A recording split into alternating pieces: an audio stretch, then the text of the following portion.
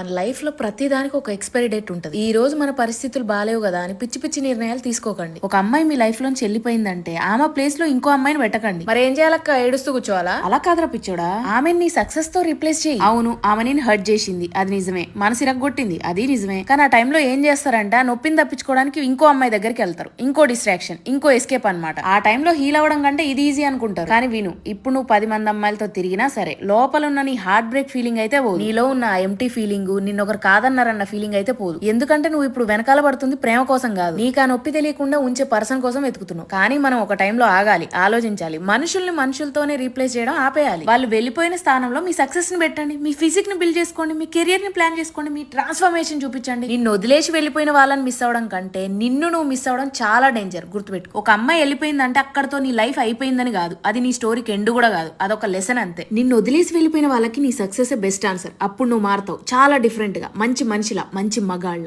ఆ టైం వస్తే నువ్వు ఎవరికి ఆన్సర్ ఇవ్వాల్సిన అవసరం ఉండదు, టైమే వాళ్ళకి ఆన్సర్ ఇస్తుంది. నిజమైన మగాడు ఎప్పుడు తన నొప్పిని చూపించుకోడు, రిజల్ట్ నే చూపిస్తాడు. నిన్నొద్దనుకుని వెళ్ళిపోయిన వాళ్ళు ఒక రోజు తిరిగి చూసేలా కాదు, తిరిగి ఆలోచించేలా ఎదగాలి. ఒక రోజు వాళ్ళే అనుకుంటారు ఇంత స్ట్రాంగ్ గా మారతాడని ఊహించలేదు అని. ఒక్కటే గుర్తుపెట్టుకో, వాళ్ళు వెళ్ళిపోవడం అది నీకు నష్టం కాదు, నీ లైఫ్ లో అదే టర్నింగ్ పాయింట్.